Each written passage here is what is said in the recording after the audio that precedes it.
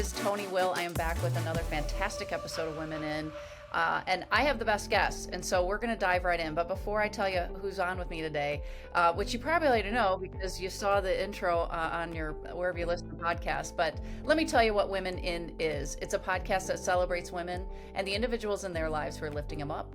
You're going to hear from all kinds of super cool people in my life, and they're going to share their stories to inspire others to support all the extraordinary women around them. This is a place to be disruptive, forward-thinking, and change agents for humankind. It is uncensored, fun, and curiosity-driven. I often get asked what I'm passionate about, and this is one of them, breaking down barriers for my kids' generation. It's equal parts about my guests and the places we came into each other's lives, whether it be the Kalamazoo Wings, Mindfulness Elevated, Tony Will Coaching, or you happen to be in my family and friends circle. My guest today is Kristy Sidlar. Kristy is a SurThrivor. After almost dying on her 31st birthday while training for a triathlon, then living for 20 plus years with a progressive heart condition, in 2021, a selfless organ donor gave Kristy her 2.0 life. This experience not only provided her the opportunity to live a physically healthy life again, but to look at all dimensions of wellness that contribute to good health. In her book, Change of Heart, she lays out her Wellness Widget to give readers tools to look at their health in a different way. Kristy has spent 30 years in the staffing and recruiting business, living and working internationally. She is a Michigan native with a BA from Hope College. She and her husband Dave split their time between Southeast Michigan and Northern California. Kristy's hobbies include travel, photography, fitness, and driving and admiring exotic and classic cars. I gotta tell you that your bio is so fascinating. Hi, Kristy. I can't wait to continue. I'm all over the place. I am so thrilled to have you on, and a fellow Michigander, and we have a lot in common, which will all be unveiled as we have this conversation today. But I asked my podcast guests the same first question, and then after that, who knows where we go? But tell everyone how we met. We met not too long ago. It's only been about a month. We were both on stage for TEDx Kalamazoo, which was such a thrill for, I know you and for me. And as I was saying earlier, I've got the bug, man. That TEDx stage is addictive. It's funny because we talked a little bit off air about it, but I'm like, we're going to start recording. So let's just talk about it while we're recording. So Kristy and I were bookends. She opened and I closed. And it was a long night. So You brought us home. I loved it. Yeah, and I'm not a night person at all. So talk to us about what your experience was, like when you applied, what made you, has it been on your bucket list? Clearly you got bit by the bug, you want to do it again. So I want to hear, talk to me about, we're about a month out now. Yeah. So what was it like for you? What was your story related to the TED Talk? Yeah. So when I wrote my book, which I've done a lot of speaking about the topic of wellness, particularly with women, but in many groups, many age categories, it was just something that I thought a TED Talk would be the next stage. And I'll tell you, I didn't know much about TED other than seeing them obviously online. And I applied a few times, and I realized later, once I hired a TED coach, she's like, "Oh, sister, you applied to the wrong thing." There's big TED, and then there's, kind of little TED or the local TEDs. And, the big TEDs are the Simon Sinek's and the Brene Browns. And she's like, you will never get seen. So that was an interesting lesson for me. I didn't know that. But I hired this wonderful coach. She's out of Reno, Nevada. She's been doing, TEDx's for many, many, many years. But I also didn't realize how much of a TED Talk is more of an idea than it is a story. So I think a lot of people, as I was talking about doing my TED Talk, they're like, "Oh, you're gonna tell your heart story." I'm like, well, no, it's not about me telling my story necessarily. It's about igniting something in someone and giving somebody an idea. And I feel like I have a lot of those. So it was really great to work with this coach and really make sure that I was honing in on what that idea was. I applied to one in Northern California. Super competitive. The guy said, "I love your idea, but we honestly almost go out and ask people. We don't really take too many applications." I applied in Detroit last year and didn't get accepted to that. And then when the Kalamazoo opportunity came up, I'm just so excited when I got the note that I'd been accepted. So yeah, it's definitely been on my bucket list and loved the experience, and I want to do things differently and better next time. And I'm working on that next TED Talk already. Yeah, I love that because people ask me, would I do it again? And I'm like, I don't know. And it's not because I did enjoy it. It stretched me in ways that I have not been stretched. It was never on my bucket list, and not because I'm afraid to public speak. I love to public speak, but my favorite version is to write 3 words on a post-it note and then just go. And Same. this is the opposite. It Yeah, was this is hard. It was hard. Yeah, very. the memorization thing was not my gig. I had a pretty good flub that I'm hoping that they can edit out. So as I look back, I'm like, not the night I wanted, but hopefully when it goes beyond the walls of the theater in Kalamazoo, it'll turn out okay. But my whole idea in doing it is just wanting to get people to hear what I'm really passionate about, which I'm sure you'll ask me that at some point too. So I'll hold that one for later. Well, let's talk about that because that's what your talk was about. Now, and full transparency, I because I was last, I wasn't sure how my headspace. I was trying to I wanted to listen to all the talks, but I knew that I wasn't.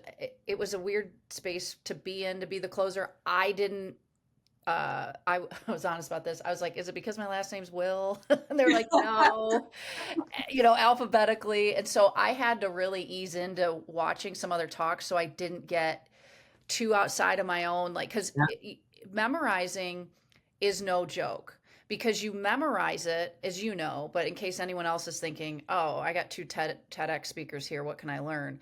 Like it's hard. Like mine was 7 pages of dialogue, and I wrote it, but you want to sound like you're just talking.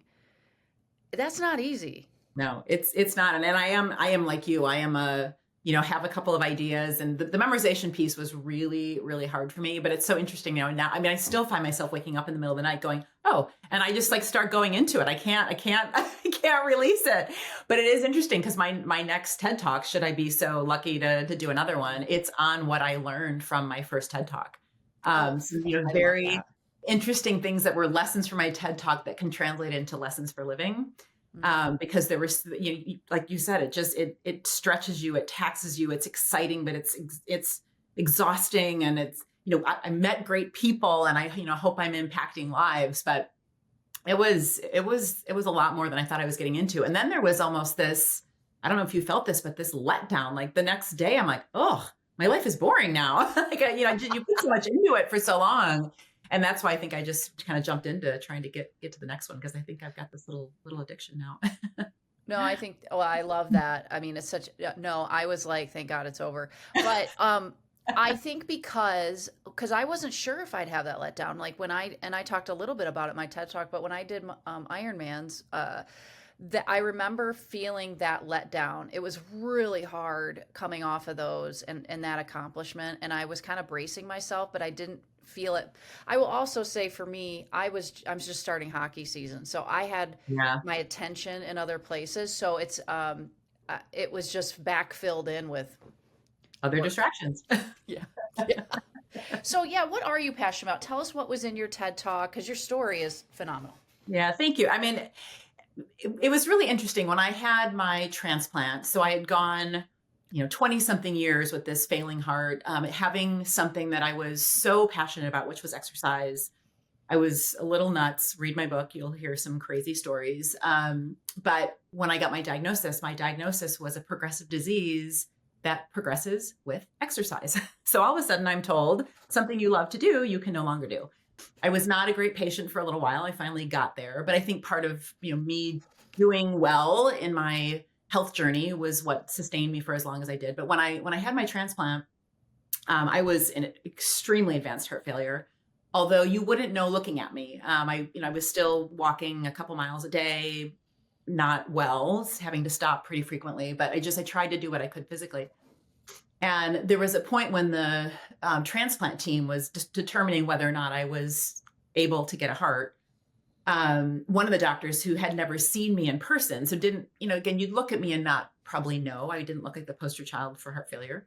But one of the doctors looked at my chart, looked at my echocardiograms, looked at my images, and he said, I don't know how this woman can walk across the hall. Like she is that sick. Her heart is that enlarged. And so I think people, once I got through my transplant and I rebounded quite well, people are like, what do you mean you just had a heart transplant, whatever, 5 weeks ago, you're walking 10,000 steps a day. And, I did rebound well. And I realized as people said, well, you must have been pretty healthy going into it. And I thought, people were probably thinking physically healthy. And I realized that, yes, I was as physically healthy as I could be, but I was also emotionally healthy. I was socially healthy. I was financially healthy. I was spiritually healthy. I was vocationally healthy. So I sought out to write this book about these different dimensions of wellness and how, we're never going to be perfect, but you realize when you start to tweak one, it sort of starts to tweak the other. And if your physical wellness is better, your social wellness is probably better because you're feeling better about yourself. And so I started writing this book, and I was having so much fun writing up my own personal story because I got a pretty crazy story. That I only did, maybe a third of the book was on this Wellness Widget piece, but it's something that I do a lot of speaking about. And I really am passionate about making sure that people understand. I think when you hear health, you think mental and physical. That's just sort of how we're wired. And there are just so many other dimensions that really do feed into us being well people. So just trying to get people to understand that. So my talk was about, it was a very specific incident that happened to me on my 1-year anniversary of my transplant. And I used that incident to find a new way to help people form habits that's very much external. It's very easy to disappoint ourselves. But when you take your habit and almost dedicate or honor someone else with it, it's really hard to be able to put that aside. So that was the core of my talk, and I'll let you guys see it when it finally comes out. But it was very, very meaningful for me. That is, yeah, what a beautiful story. And like you said, I mean, do you ever look at yourself and think, this is my life? I know. You're I like, know. wow. And and it's interesting. You talk about women in and what can women do for the future generations, and I think that's now incumbent upon me to help. Again, most people don't realize that the number one killer of women is heart disease. Mm-hmm. It kills more than all cancers combined, plus car accidents. It doesn't discriminate, although there are many more instances in people of color. So I just realized that there aren't enough people who understand the magnitude of it. But 80% of it is preventable. So, let's try to get ahead of it. And I want to help people realize that they can be healthier if they pay attention to a few things that they hadn't before.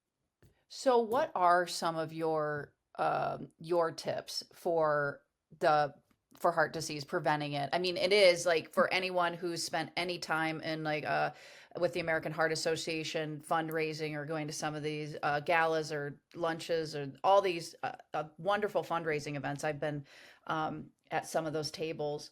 So what are some tips that are going to be beneficial for women who are listening to this, and probably men too, for that matter? Well, I'll tell you the one thing that most people don't know. If you have a history of heart disease in your family, and or if you're over 50, there is a test that a lot of people don't know about called a calcium scoring test. And it is a totally non-invasive scan that tells you if you have any blockage or any calcium buildup. And it's a score, I think it's from 0 to 500. And it has saved people's lives. I unfortunately, shortly after my transplant, lost my uncle and one of my best friends. And had they had the calcium scoring test, they'd still be with us today, likely. So that is one thing I think a lot of people don't know. It's a great preventive tool. Insurance companies don't cover it, unfortunately, but it's not very expensive. So you talk to your primary care doctor, if you have a cardiologist, and get it. It's maybe $100, $150, but life-saving, right? So do it. That's probably my first bit of advice. But if you look at, honestly, going to the American Heart Association's website, which is heart.org, there are a number of numbers we need to be looking out for. So your blood glucose, your blood pressure, your cholesterol, those are kind of the basic ones. But again, nicotine, and it's not even cigarettes. A lot of people don't smoke cigarettes anymore, but there's a lot of vaping out there. So, making sure that you're, the exercise, the healthy eating, sleep is another one they added recently, how important sleep is. So it's, again, knowing those sort of essential numbers or essential factors in your life. But listen, this is part of my whole talk about habits. We all know that trying to create new habits is horribly hard. I mean, it's just not easy. So, I talk a lot about different ways to create habits. Again, the TED Talk was about one very specific, very meaningful, pretty powerful way to do it. But that doesn't necessarily resonate with everybody. So I talk a lot about, it could be that it's just a single, very simple intention every week and you build on that. It could be that you need an accountability group. Maybe you're the person who needs to reward yourself. So you do X, you get to buy yourself Y. There's different ways, but you have to figure out what works for you. And I do think oftentimes having some kind of a support group, I started an accountability group at work. We've been going now for about 16 months. And every week we start, all 6 of us, with what's your weekly intention? And we hold each other accountable for it. We're going to fall. We're going to need to give each other grace, give ourselves grace, but you kind of got to figure out what works for you. But it's not going to be sitting here doing the same thing you did last week. We have to take that step. Yeah. I mean, habits is something that I coach around. So as you know, part of my TED Talk is about my choice to live alcohol free. And I've always had really strong habits, like exercise has been something. I was a work hard, play hard drinker. So, if I go do a 100-mile bike ride in preparation for my Ironman, well, then I get to have a Bud Light Lime was what I would crave back then when I was doing that. But yeah, I mean, and I laugh now only because it's like I was undoing all the work to prepare. I mean, I still crossed the finish lines and did all that, but and I hold no regrets. But it was just that it's a mindset, right? So habits it's kind of interesting. There's linchpin habits, right? Like the habits that just will do. It comes naturally. Like exercise came very naturally to both you and I. So it's one of the things I work on is like, okay, with my clients is you take this linchpin habit that's pretty easy for some, whatever that is. For you and I, it's exercise. But if I want to start a gratitude practice or a meditation practice, or what can I stack on top of something or below something that I already do? And so that's one of the ways that I was able to build when I started living alcohol free and figuring out that new identity. Like where can I do this gratitude practice? And so I stacked it on top of my workout. So I would go to the gym a little early and I had this little gratitude journal that was in my glove box. And so I'd pull it out. I'd get there just early enough and I'd write down 3 things I'm grateful for. It's not like I'm writing Dear Diary. All right.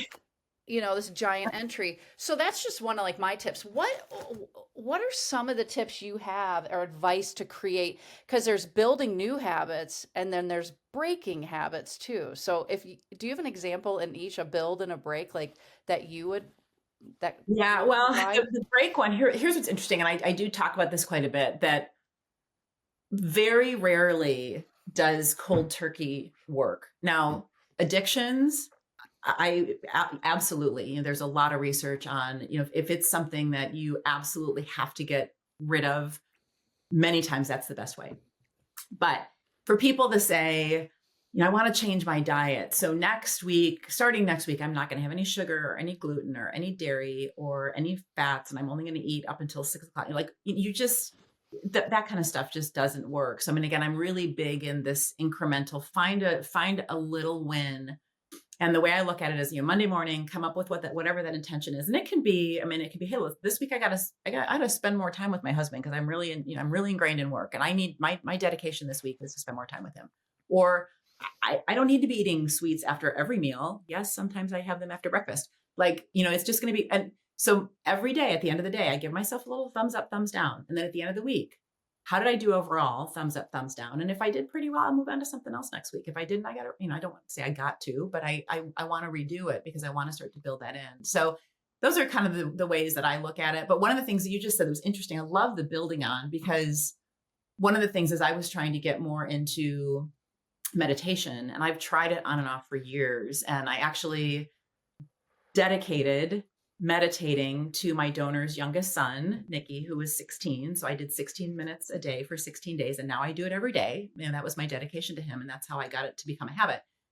But a lot of times what I will do is when I'm done working out, I'm too hot and sweaty to get in the shower. And that's when I fit in my meditation. So I love that building on it. It works for me to put it after my workout, something that I'm doing anyway. So that's a really cool way to look at it. I hadn't really thought about it.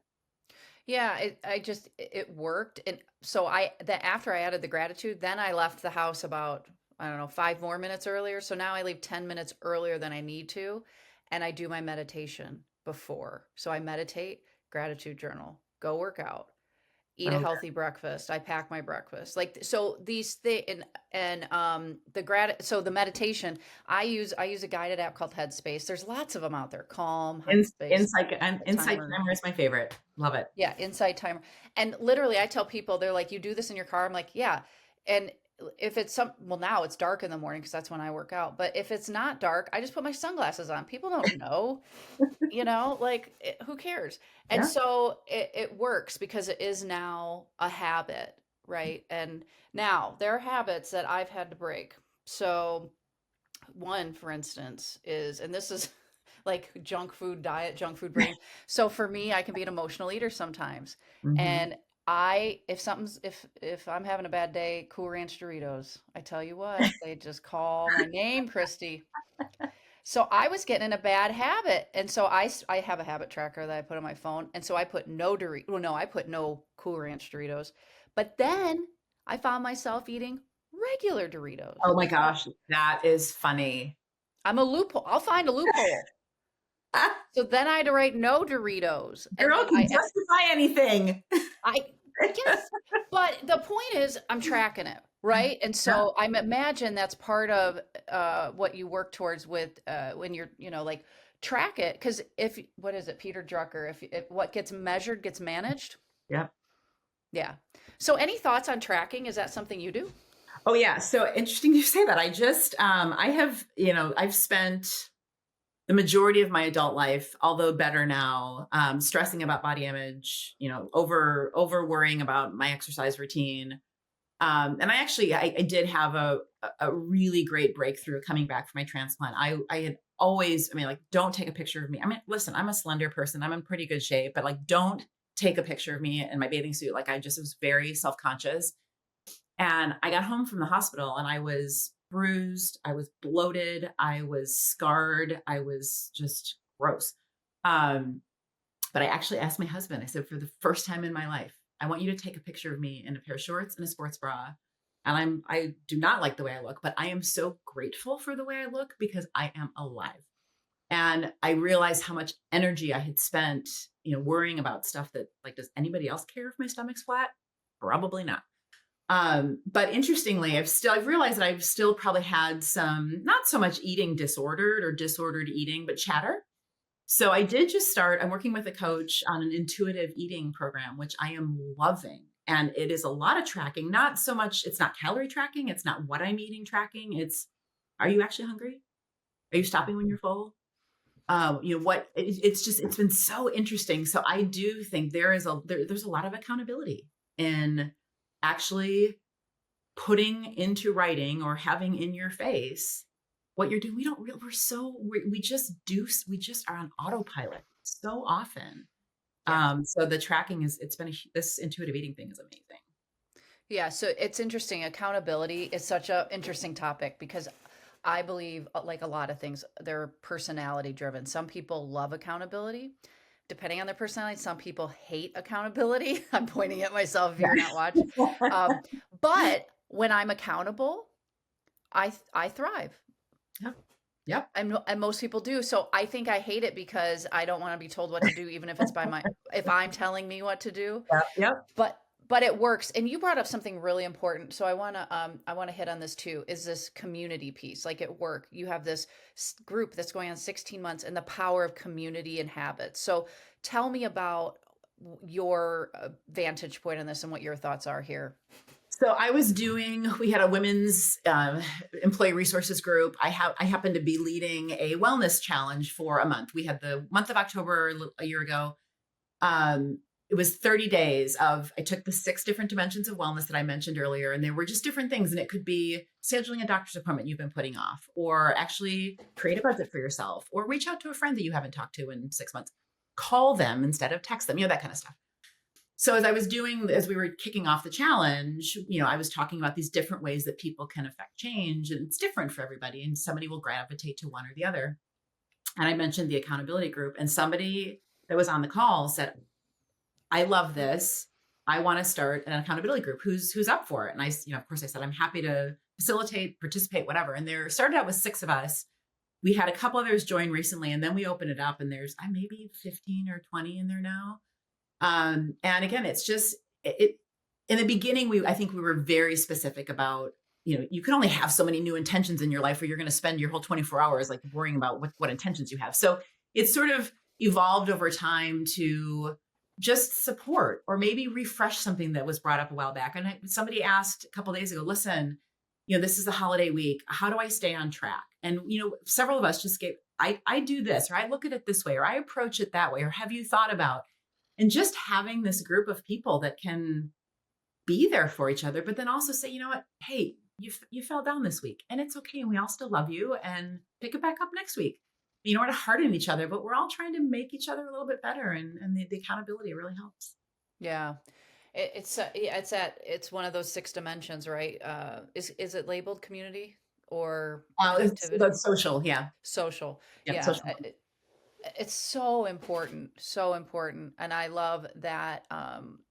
Because so it comes, what I was thinking as you were sharing that was data points, right? I talked about that in my TED talk, and I applied it to alcohol, but it could be applied to anything. So if that intention, whatever that was, someone in the group didn't accomplish it, that's okay. It's a data point. It's about learning. It's not a pass fail. It's not in the alcohol world, a relapse. Like Yeah. it could be a relapse regardless. I guess that language could be used wherever, but the power of language is really important. And so that social pillar really in anything we're doing, because oftentimes we feel like we're alone in something. Yeah. Like we're the only one dealing with X, with food issues or alcohol issues or, body image issues. We're not alone. I often say this, and I don't mean it to sound as harsh as it's going to come out as, we're not that special. Yeah. Well, it's something that you said in your TED talk. And I remember coming up to you afterwards, like, oh, we have more in common than I thought. So I had this really awful, very quick marriage, 1 year in and done. And I was very embarrassed when I was done, because I probably knew going into it, I shouldn't have been with the guy. I literally ripped up our marriage license the day we got home from our honeymoon and said, you have 1 fucking year to get your shit together, and I'm out. And about a year later, I was out. But point being, about not being special, I, started sharing with some people, what had happened and how I got duped and, all the things. And I thought, this woman is also really smart. And I thought a lot of her, and she had something very similar. And this woman, who I have so much respect for, wow, she had something very similar. And you realize that smart women can do stupid things. We can be too trusting, whatever the case is. But that's when I think sometimes when you do open up and you get a little bit vulnerable and you have this sense of community and you share, you realize that's probably the best way to realize that you're not alone, because, there's so many more people who've had very similar experiences, that there's that sense of bonding and community and support and help and relief. 100%. Yeah. And I shared openly in my TED talk, because as a woman in a minority based industry in my day job in pro sports, I open it up. I make it really clear. Listen, and even in this podcast, just because it's called Women In, first off, I'm not male bashing. The word men is in this podcast. Women, men is in that word. And I love men. And I said that I love them so much. So in fact, I've married 3 of them. It's true. I mean, I know. Listen, when my current husband and I, like, we've been married for almost 20 years. Like we are like, he's the one. I got the one. I finally found the one. But when we were getting ready to, prepare for our wedding and our reception and what we were going to do, and, wedding favors, he's like, why don't we get t-shirts that say three-peat? I love it. You just got to own up to it. Yeah, I love it. But there can be a lot of shame in it. And it took me, I had to do a lot of work to be like, it's okay. Like, Tony, it's okay. And how many people have come up to me after I talk about it openly and say, me too.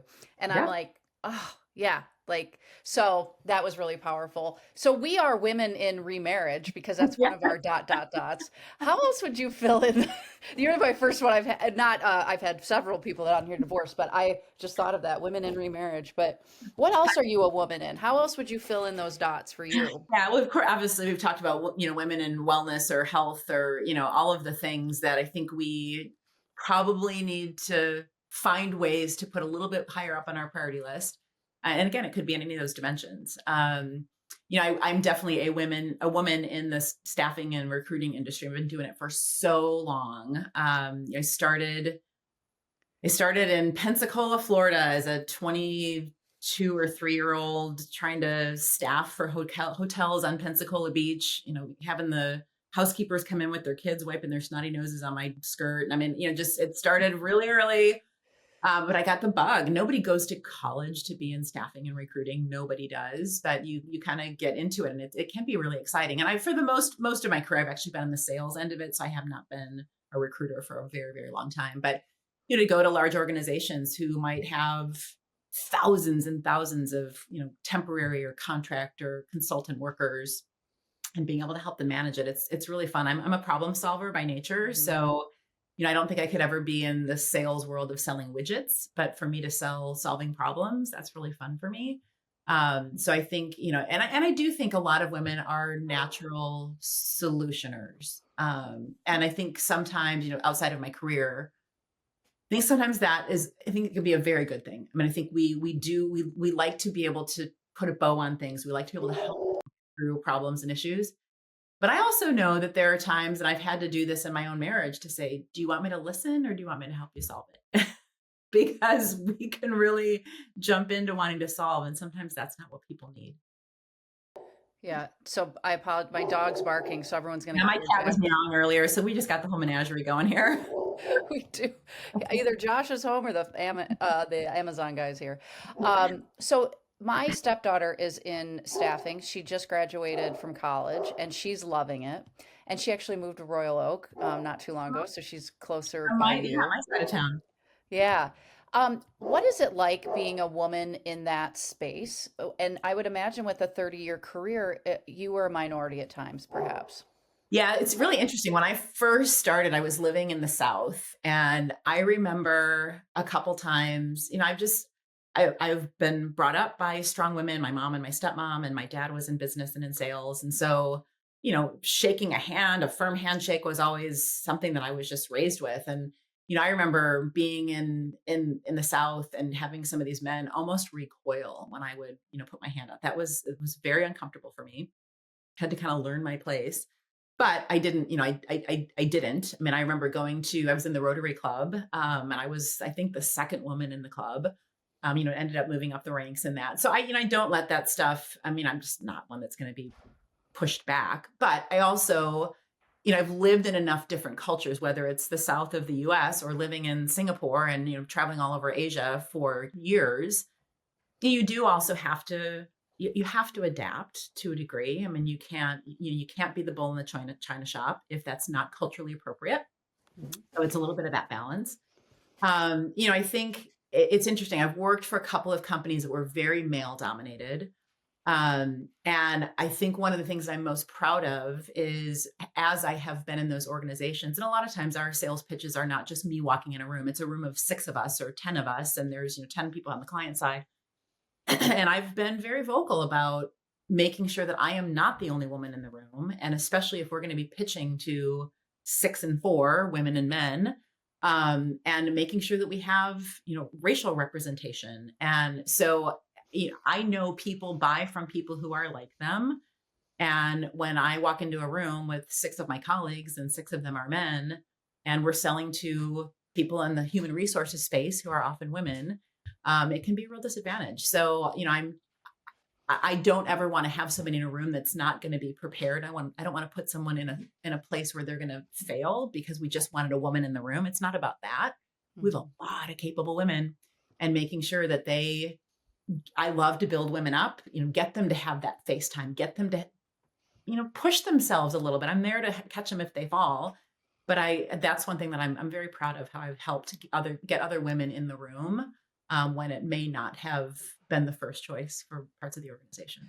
Yeah, what a great example of how you lift other women up, which is one of the questions that I have listed in here. And because it can oftentimes, it's about the right person, but I too am very passionate about let's bring other women into these rooms. And if they're new in the room, how can I go introduce myself, be of assistance if I can be, just know that you have a friend in the room, and because it could be intimidating, Yep. depending again on the personality. So I love what and your experiences have taken you all over the world, and learning how to navigate not only the American culture, but other cultures as well when it comes to gender roles. Yeah, absolutely. A couple of those countries in Asia were a little tricky. And fortunately, I had good people to help me as well. I'm not afraid to lean on others. Certainly you can read and watch the YouTube videos and all that, but I think it is. I love to pay it forward, but I know people are also paying it to me, and I've got a great network around me, and I'm just not afraid to ask. I mean, I think that's people who know me know my motto is don't ask, don't get. I mean, that is how I live my life.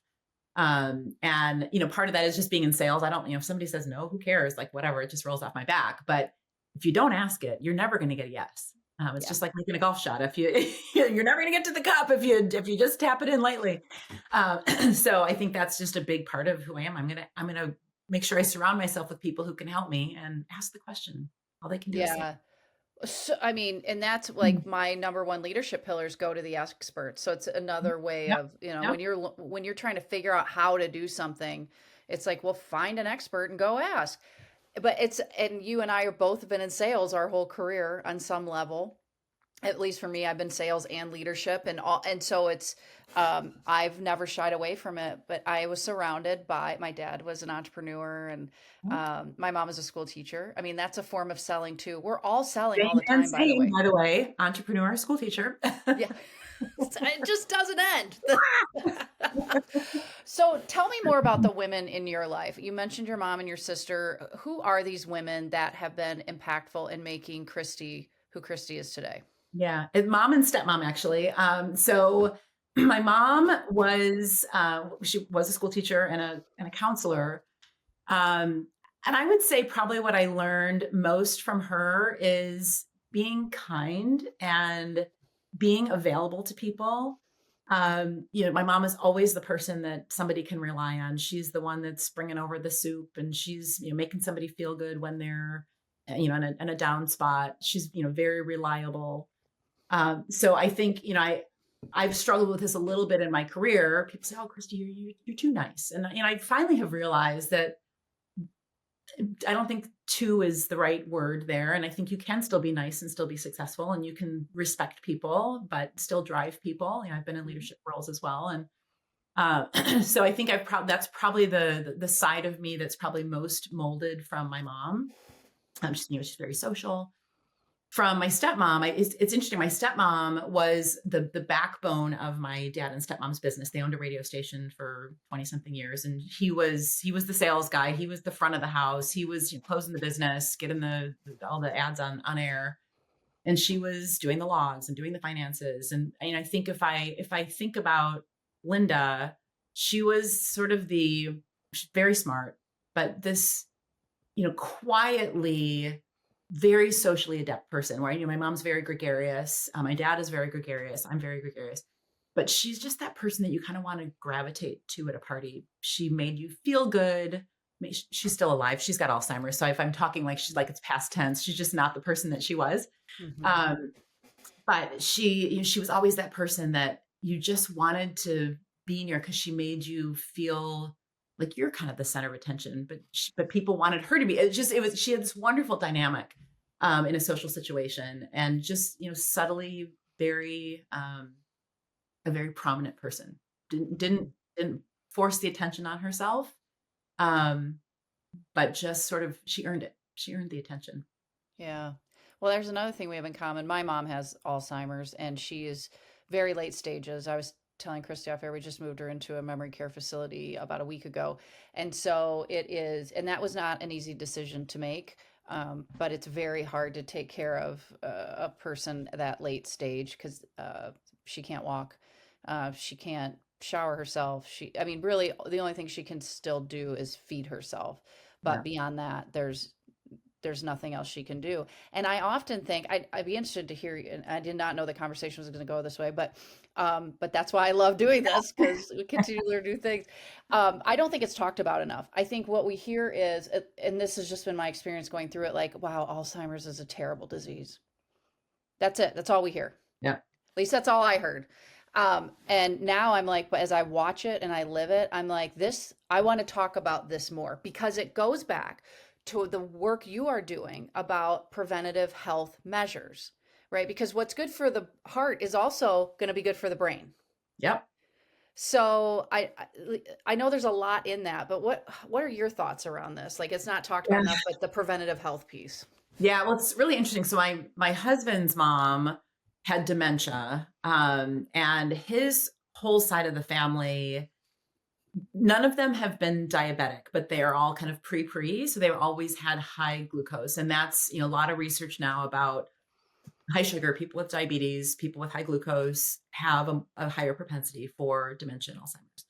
So that's been something he's been really focusing on because, he saw his mom go through and he doesn't want to go through that himself. So he's been wearing, it's probably, going on 3 years now, been wearing a glucose monitor, not because he has diabetes, not because he's having to give himself insulin, but he can know what's spiking him. And it's really helped him refocus how he's eating, what he's eating, when he's eating.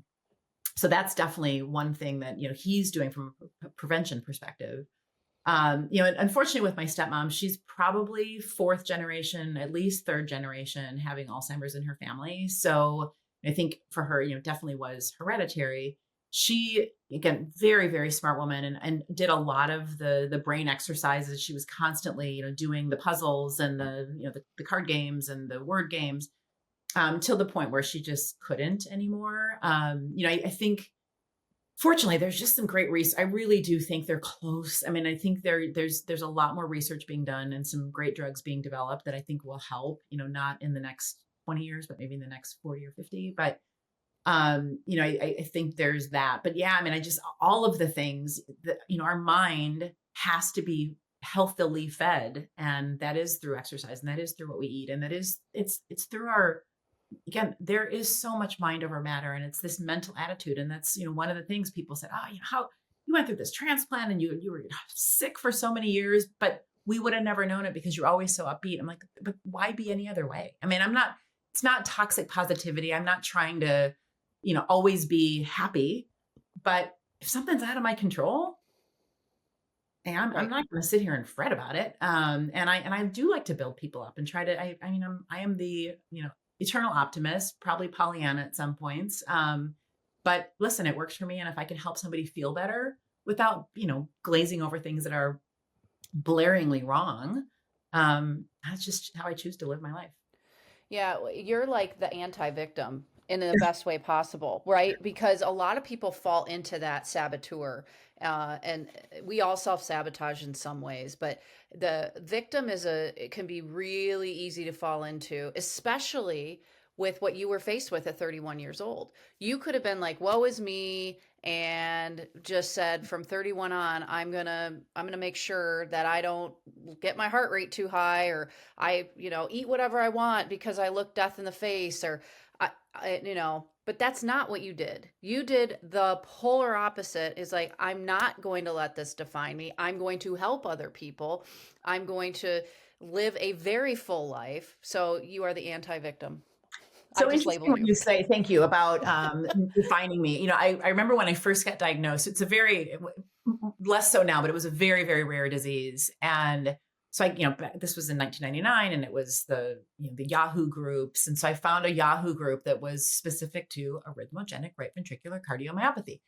And I was obviously trying to learn a lot at first, but then it was, now I've learned more. So now I want to help. I want to give back. I want to be on this group to be able to, the new members who are coming in, who are just getting diagnosed.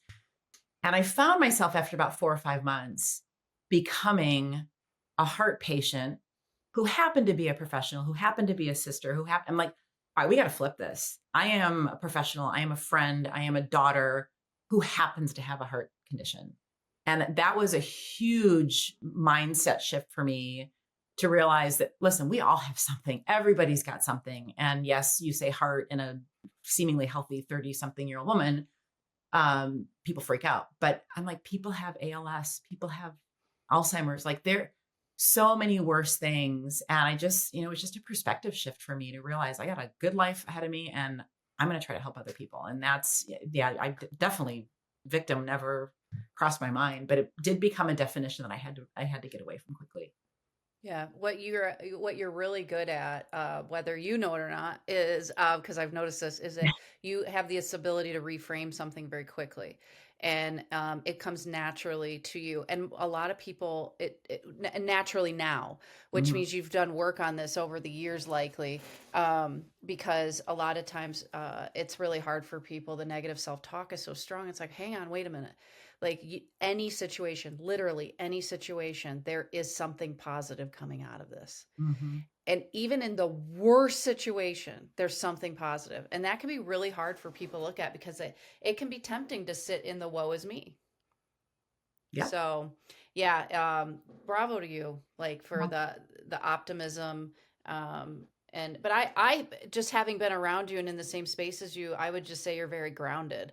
I don't get the impression that you're like it's not a form of denial or anything like that. It's just you're grounded, but you're real and you're authentic. So it's just really cool that you share your story, Yeah. and it's empowering. So, tell me, what are you reading right now? Do you enjoy reading? What books are you reading? Yeah, so I do love to read. I'm actually a really slow reader. I read before I go to bed, and then 3 pages later I'm asleep. So that stinks. But I did, because I missed reading. I started a book club. It's been about a year and a half now, maybe almost 2 years. But it's funny with the TED Talk. I started reading a book, and I have a rule: I don't read a book that's more than 340 pages because I just can't get through it. I picked up a Okay. book, and because it was on my Kindle, I didn't know how many pages it was, and it's like 900 pages. So I'm still reading that from like 7 months ago. And then I had my next book club book, but then because of the TED Talk, I couldn't finish it. So I'm reading that. I've never had 3 books going at once. And now I'm reading this current book club book, which is called The Frozen River, which is fabulous. It just came out a few weeks ago. It takes place back in the 1700s. There's a murder, or somebody's floating in a river. It's really, really well done. So I, read mostly fiction. I do like nonfiction. But yeah, I have, the book club is the only way I will actually get through a book, because I just find excuses or I fall asleep or whatever. So I'm usually the crammer, like 3 days before a book group. I'm about 20% through the book. I'm like, okay, I got to finish this thing by Tuesday. So I do enjoy reading. I don't do it as much as I would like to. When I retire, I have a book list of about 400 books that I want to read someday. So I just keep them in my phone. I know. Well, because I talked about it in my TED Talk. I crammed a lot in those 17 minutes, but I read my age every year. Yeah. And so I'm about ready. I think this weekend, I will hit 46 books. So that gives me the whole month of December to do God knows what. But Impressive. Yeah, no, yeah. I pretty much am 12 books a year because of my book club. But you know what? That's great. And some people, listen, I went through years where I didn't read. It's not that I enjoy reading. It's just I decided to create this goal several years ago, and it's become fun for me to track it. And as a coach, and outside of the Kalamazoo Wings, I have my coaching businesses. So I'm a deep well, right? For Yeah. my clients, for me, and I pass on TED Talks or podcasts I listen to or things like that. So there's just so much good content out in the world. I'm like, I want to learn more. So Well, I've got one for you. Do you know the book How Women Rise? oh, do I? Okay. Yes. Right. Yes, I do. I have a stack of them in my office, and when I meet with women, I give them a copy of that book. But once I write my book, I know you saw this, but my book's coming out next November. I'll be handing this book out. I love your cover so much. Yeah, you can see the resemblance, right? Well, I just because since we're sharing, so yeah. this is sort of me. But it was my husband. I was like, I want to do something with like a sleeveless or a strapless red dress that you can see my scars. And I ended up going onto Amazon and I got this like cheesy pleather red bustier. And Dave's like, well, hello. So I mean, I got it for the photo shoot, but he's like, don't put that too deep in the drawer. I know. I love it. I got to read your book because I will get it from you and I want to read it. And so it's on my list Well, because, after this, I'll get your address and I will send you a copy. So it'll and be I'll me. send you one once mine's Yes. out, but it's going to be a year. So It's a process. It is definitely a process, but I'll tell you, I commend you, as well as I do, how many people say someday I'm going to write a book and they don't. And man, best thing I ever did. Fun process, just, again, the ability to help people, but I'm just so glad I did. And I have another one in the wings, that's going to really focus more on these 6 dimensions of wellness, but from a clinical perspective, I'm going to team up with a psychologist and go a little bit deeper than my experiential point of view. yeah. But it's a fun process. Write that book. Write that book. It's in process right now. It is being released next November. It's happening. So thank you. I've always wanted to write a book and I'm just making it happen. So Yeah. I Well, and can't it's wait great for to you have a to. deadline. I did the same thing. I started writing in April of 21. My transplant was in March of 21. And I wanted to have it done on the 1-year anniversary of my transplant. And I actually had the pre-release on National Wear Red Day in February. And then it was ready on the 1-year anniversary of my transplant. So you got to have a Did you deadline. self-publish? I did not. I actually got a publisher. I was going to self-publish. I got a publisher, 2 sisters writing and publishing Yeah. here in Detroit. And it was the right thing to do. There was just, again, it kept me on track. She's also a writing coach, but you'll see in my book, there's a lot of text messages, a lot of pictures. I'm like, I'm too much of a perfectionist. It would have taken me 2 years longer just to make sure everything was lined. Wasn't worth it. Yeah. No, good for you. Yeah, because I have a lot. I interview a lot of authors because I love to read, right? And I love to hear their experience, and everyone brings something different, and whether they're published or self-published, and yeah, it's I can't wait to be part of that group and with you and Tony Rubaleski, the other Tony that did a TED Talk Yes. with us. I interviewed him, and he's got several books. So Yes. yeah, there's a lot of authors in this crew. So I'm gonna join y'all. I think his book it is right around here. I just had it the other day. So yes, he grabbed one of mine. He said, here, I'll swap you. I'm like, great. I'll take your book. You take mine. Yes. So you've got a lot of spinning plates like me. So, and one of the questions I get asked a lot is about work-life balance. So how do you, what number one, I like to ask, what is your belief around that? Do you believe work-life balance exists? And how do you incorporate this in your wellness lifestyle? So I think work-life balance is a misnomer. I think it is work-life integration. I think we set ourselves up for failure if we try to think we're going to have some balance. But if it's just semantics, if we look at the whole concept, I think, yeah, obviously not everybody's going to go through the kind of experience that I had with this. All of a sudden I have this 2.0 life and this new opportunity. But, that certainly shifted a lot for me of what are my priorities. But I do think that I use the word grace a lot. Like I think, I don't have children, but I think for people, especially who have young children and a career and, our generation where we're sandwiched between aging parents and kids and, all of these things, you have to acknowledge that you can't do it all. You're never going to be perfect. Obviously you do have to prioritize, but I also think, it goes back to this social piece, ask for help. I mean, I think, people, I know for years, I did not want to ask for help. People would offer to help. No, I'm good. I got it. People love to help. Are you kidding me? So, I think just having a little bit more of being okay with asking for help and relying on other people, that is, a way to help with that work-life integration.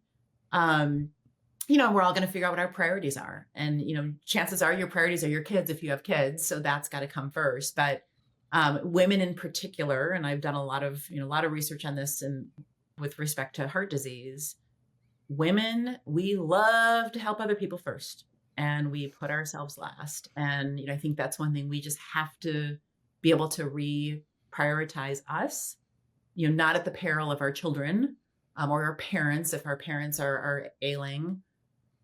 But we can't ignore the signals. We can't ignore ourselves. There is a great, if you haven't seen it, there's a great, very short YouTube video by Elizabeth Banks called "It's Just a Little Heart Attack." And granted, this is specific to women heart disease, but the message is, as she is making the sandwiches for the kids, she's getting the briefcase ready for the husband, she's getting the dog ready for the vet, she's sweating profusely, she's having a heart attack, and she's just everybody else first. And it's this reminder to ourselves that, if something's not right, and I don't mean just your health, but if something's not right, we have really good gut instincts, but we tend to push them away because we want to help everybody else. We're not going to be around for everybody else if we don't take care of ourselves. So, that's, I think, a big core tenet of mine in work-life integration is I got to take care of myself first. Yeah, I couldn't agree more. I call it, so women, I think we suffer from this notion that if we take care of ourselves first, we're selfish. And I completely call bullshit on that. And I say we're being self-full. Because if I show up, like I do everything in the morning to set the table for the day that I mentioned, gratitude journaling, meditation, workout, eat breakfast, drink water, all these things, that I am the best Tony I can be for all these other people in my life that either depend on me or I depend on or whatever. And so it's not selfish, it's self-full.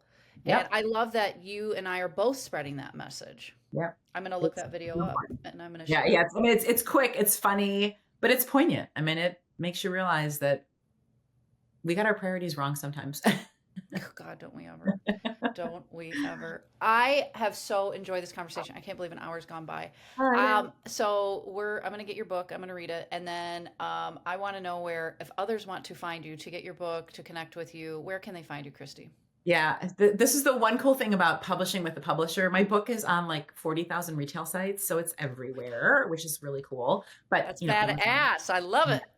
Amazon, of course. And it's funny. I'm on LinkedIn, I'm on Facebook, and I'm on Instagram. I am totally a voyeur on Instagram. So if you try to follow me on Instagram, you will not have much fun with anything I'm posting because I'm not a poster. But recipes, workouts, you name it, that's my whole feed. But you can find me there. And I do occasionally, I'm speaking more and more. So, you might see me on the news or somewhere in your local market. And I would love to connect with your daughter as well, since she's right here and in our industry. So I'd love to be able to help her out if I can in any way. Yeah, I'd be happy to. I will certainly do that. I'm sure she would love it. She's got a fire in her belly. I love it. I often say to Grace, she was a guest on my podcast. I can't remember which episode it was, but she was a guest, and even though she did not come from me, I feel like she could have. We're a lot of like, I'm so honored to be her stepmom. So. You inspired her. Yeah, it's awesome. Well, thank you again for coming on.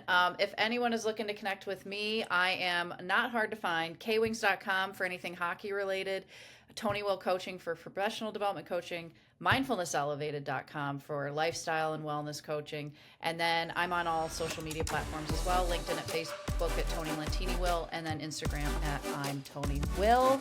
Until next time, everyone.